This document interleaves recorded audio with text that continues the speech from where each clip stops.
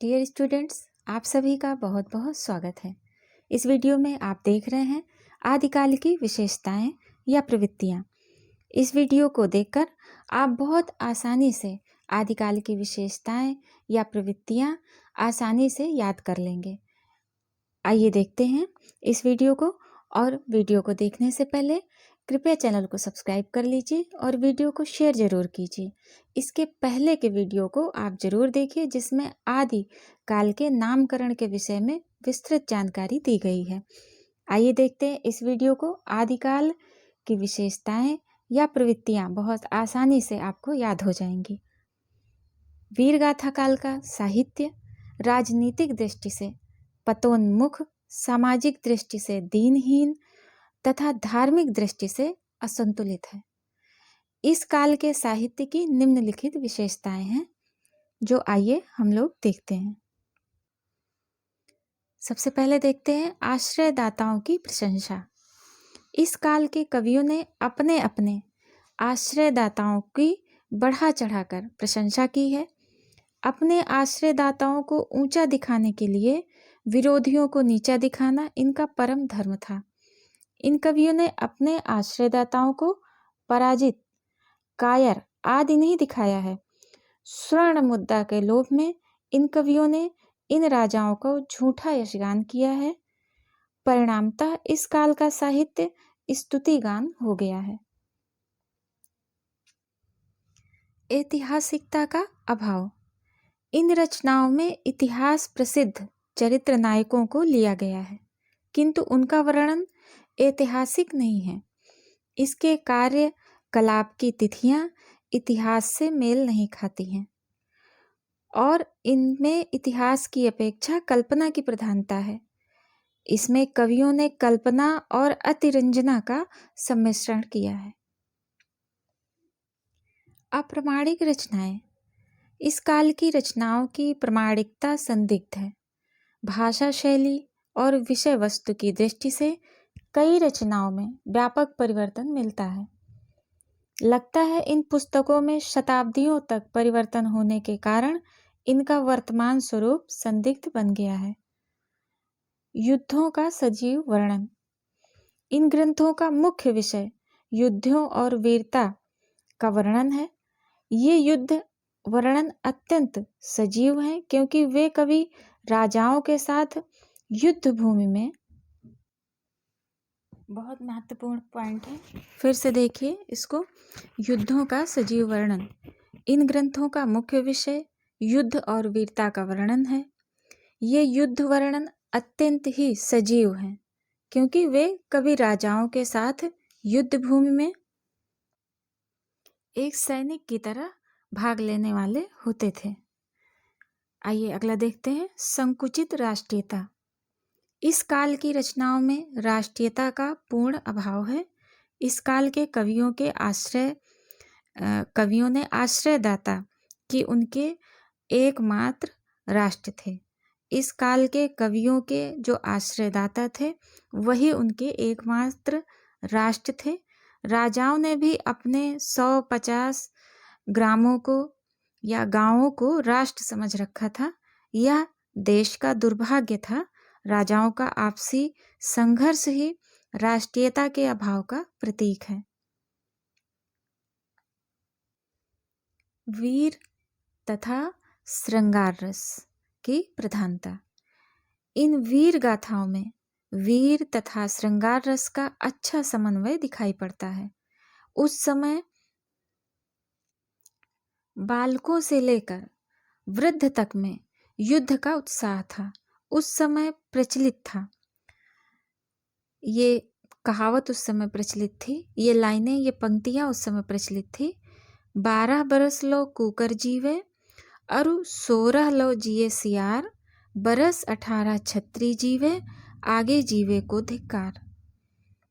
युद्धों का कारण प्रायः सुंदरियां होती थी, अतः उनका नख शिख वर्णन करके राजाओं के मन में प्रेम जगाया जाता था। इस समय का श्रृंगार वासना से ऊपर नहीं उठ पाया था। अगला पॉइंट देखिए, जनजीवन के चित्रण का अभाव। इन चारण कवियों ने अपने की झूठी प्रशंसा में जनजीवन को भुला दिया था। काव्य के दो रूप। इस काल में काव्य के दो रूप दिखाई पड़ते हैं। इस काव्य में मुक्तक तथा प्रबंध दोनों प्रकार की रचनाएं मिलती हैं। जैन साहित्य में चरित्र साहित्य, पुराण साहित्य, जैन साहित्य में चरित्र साहित्य, पुराण साहित्य, राम काव्य, कृष्ण काव्य, रोमांटिक काव्य अधिक मिलते हैं। लोक साहित्य गीत शैली में लिखे गए हैं। आगे देखिए, विविध छंदों के प्रयोग। छंदों की विविधता के लिए यह काल सर्वोपरि है। दोहा, रोला, तोटक, तोमर, गाथा, आर्या इस काल के प्रसिद्ध छंद हैं। ये छंद प्रयोग चमत्कार प्रदर्शन से युक्त हैं। अगला देखिए, डिंगल भाषा का प्रयोग। इस काल की मुख्य डिंगल भाषा है। यह भाषा राजस्थान की उस समय की साहित्यिक भाषा थी। कुछ लोग इस भाषा को अपभ्रंश भाषा कहते हैं। जैन साहित्य पश्चिमी अपभ्रंश और सिद्ध साहित्य पूर्वी अपभ्रंश में लिखा गया है। वीर काव्य डिंगल पिंगल में लिखे गए हैं। लौकिक काव्य पिंगल और खड़ी बोली की ओर उन्मुख है, या लौकिक काव्य पिंगल और खड़ी बोली में लिखे गए हैं। अंतर्विरोध। अगला देखिए, अंतर्विरोध। आदिकाल अंतर्विरोध, मतभेद और विभिन्नताओं का काल है। इसमें पूर्व और पश्चिम का भेद है। पश्चिम का साहित्य रूढ़िगत है। इसमें राजाओं की झूठी प्रशंसा है। श्रृंगारिकता रचनाओं में बोली गई और मिथ्या नैतिकता का प्रचार किया गया है। पूर्व का साहित्य इसके विपरीत है। इसमें रूढ़ियों का विरोध है। ब्राह्मणवाद और जातिवाद पर प्रहार किया गया है। इस काल के एक ही कवि के एक ही काव्य में अंतर्विरोध देखा जा सकता है। विद्यापति शैव भी हैं और वैष्णव भी। वह भक्त भी हैं और साथ ही श्रृंगारी रचनाएं भी वो लिखते हैं। कभी कभी वो श्रृंगारी रचनाएं भी लिखते हैं और वो एक भक्त भी हैं। अगला देखिए, रासो शैली की प्रधानता। आदिकाल में जितने भी काव्य मिलते हैं उनमें अधिकांश की शैली रासक शैली है या रासो शैली है। रासक गेय रूपक को कहते हैं। इनमें ताल लय के अनुसार नाच नाच कर गाया जाता है। इन्हें प्रश्नोत्तर या दो व्यक्तियों के वार्तालाप में लिखा जाता है। संदेश रासक, पृथ्वीराज रासो, कीर्तिलता, बाही बलिराम आदि इसी शैली का प्रयोग है। इस काल के रचना ग्रंथों में रासो शब्द जुड़ा हुआ मिलता है। आगे देखिए, प्रकृति चित्रण। इस काल में आलंबन और उद्दीपन दोनों रूपों में प्रकृति चित्रण मिलता है। नदियों, पर्वतों, नगरों, प्रभात, संध्या आदि के इन रचनाओं में सुंदर चित्र मिलते हैं। इन चित्रों में स्वाभाविकता का प्रायः हर जगह अभाव है। डियर स्टूडेंट्स, आशा करते हैं कि यह वीडियो आपके लिए बहुत उपयोगी होगा और इसी प्रकार के और भी महत्वपूर्ण वीडियोस को देखने के लिए चैनल को सब्सक्राइब कर लीजिए और वीडियोस को शेयर ज़रूर कीजिए।